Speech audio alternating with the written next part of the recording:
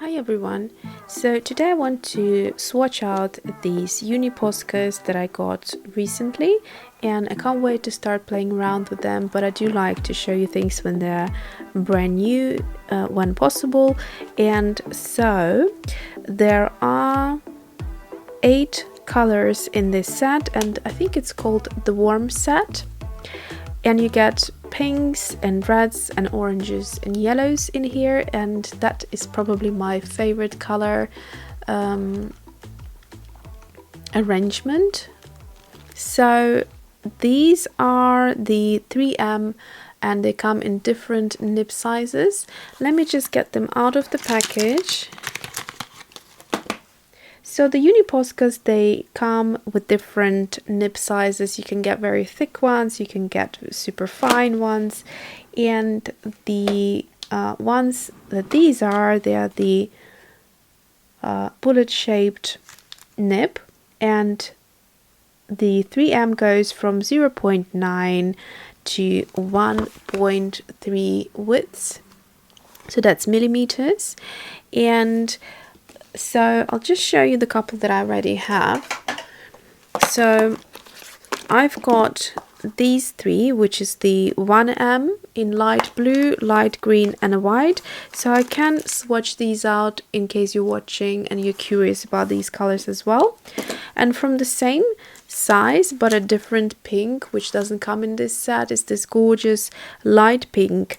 So I'm going to swatch them all out and do these other 3 separately. Also wanted to show you before I start the swatching, I'm going to do it actually on this paper, which is from it's smooth, so it's going to be great for these markers, but you can use them on watercolor paper as well, like I've done here.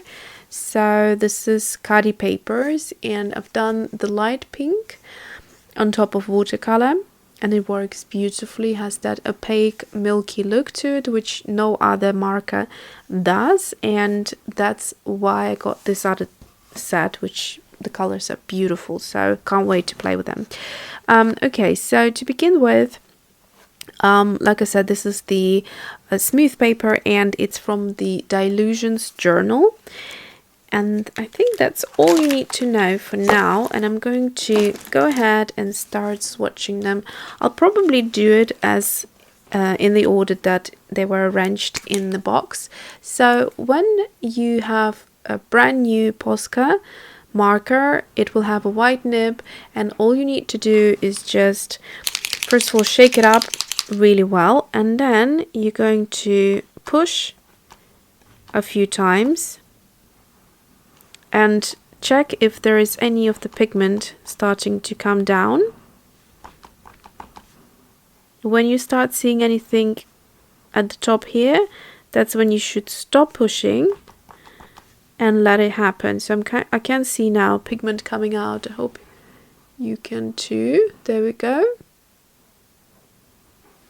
So just judge by how much of that pigment is coming down, and I can see it's now starting to give me some color, which is great. So I'm going to go ahead and start drawing these lines. I don't need to push anymore. So it's a beautiful pink. And so that was the first. So this is the light pink. I'm going to go ahead and do the rest of them. Okay, so I have gone ahead and done all the nibs, so it doesn't take me ages to do it here. And you can see that you can go quite thin, and then if you want thicker, you can go thicker. Let's see if I can do any thinner than that. A little bit thinner. Okay, so the first one was pink. Second one is fuchsia. Then we have the next one, which is red wine. That's a beautiful color. Like a mahogany. Beautiful, beautiful color. Next one is dark red. This is also beautiful. I mean, all of the colors are just stunning. I didn't expect them to be that beautiful. So this one is red. Then we have orange. How beautiful is that? Then we have bright yellow. This is gorgeous. This is such a tangerine, juicy orange. I love all of them, my god. And this yellow is just epic. It's just so gorgeous. I've seen it used before. Beautiful. So you won't be able to see the opacity of these just here, but let me show you something. So I've got some black washi, and I just want to show you how opaque they are, and the fact that you would not be able to do something like that with any other marker. So let me take this, which one was it? The bright yellow. And look at that. Isn't it gorgeous? Look how incredibly opaque this is.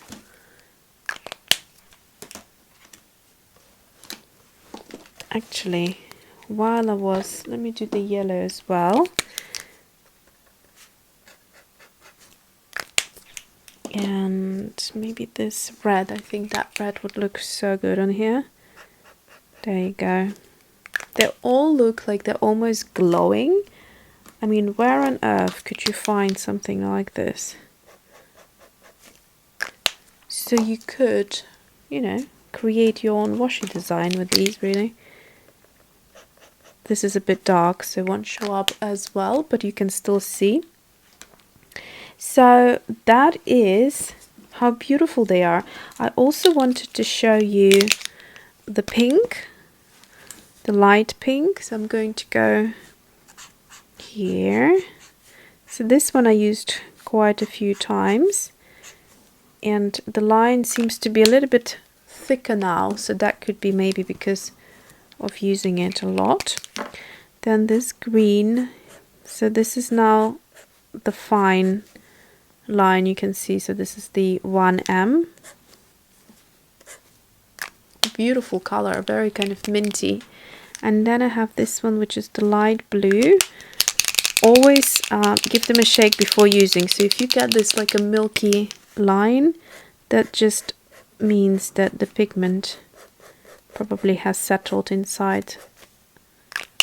And then I've got the white, which I probably should do on a black washi again. So I'll do it just below here, so you could see that.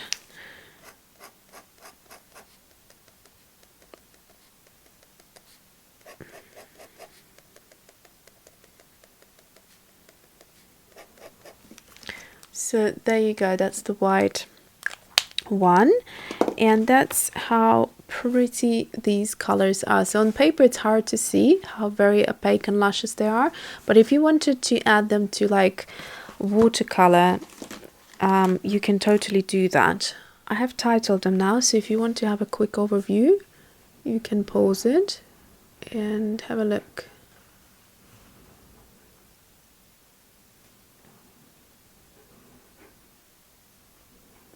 So in essence, if you go with any of the light colors like light pink, light green and light blue, there might be other light colors that you can find. They will have that kind of like a pastel look to it, which I really like. And they look great on adding on top of other mediums like darker colors. And these ones here is the warm set. So now I just wanted to show you, let's see, so I'm gonna take this sheet here and try the green one and see how it comes out. So these nibs, the 1M, are a little bit scratchier, so you need to go quite slow with them, I find. If you go really fast, sometimes it can catch onto the paper, the tip of it, and then you'll have like a little burst of pigment. So that's what I found can happen. So just to show you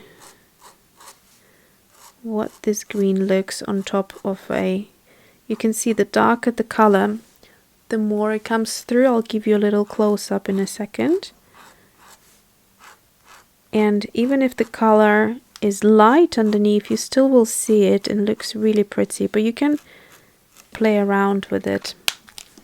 So they'll come out a little bit even more once it's fully dried, but basically that's how lovely they are. Let's see, so if I take a yellow one and maybe add it onto a few of these.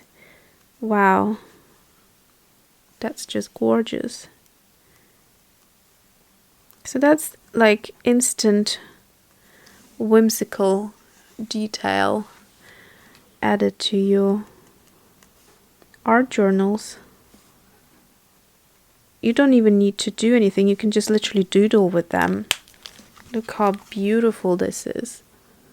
Just so super gorgeous. It's like as if you've taken some really vibrant acrylic paint and started doodling with it, but obviously because it's in a marker you get a really detailed look. I am so excited about these. These are gorgeous. Let me show you the blue one somewhere. Just thinking.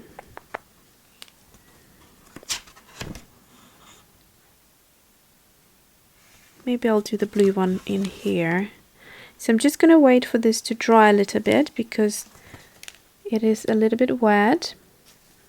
So I'm going to use the heat gun on it. Okay, so here to begin with, this is, so the first one I showed you, this was watercolor. Okay, so on watercolor, this is how it's going to look. It's not going to pull the watercolor from underneath. It's going to sit nicely on top of it and it will be perfect. However, the next one is a little bit unpredictable because this is in fact, what is it? Distress Oxide, and it's the pistachio one. So it's the cracked pistachio, this color here, which I used as a watercolor. So I got this very milky kind of thing, but because it's, you know, it can be reactivated further and further with water. So that means that certain other materials will, like, it will react to it and sometimes it pulls it up. So let's see how this goes. So I'm going to just start by adding these little doodles. This blue, light blue, looks gorgeous on this because it's like a turquoisey green, so it really works well. I'm just going to doodle, and like I said, sometimes it can change the color of the marker slightly or make it look like it's disappearing into the pigment underneath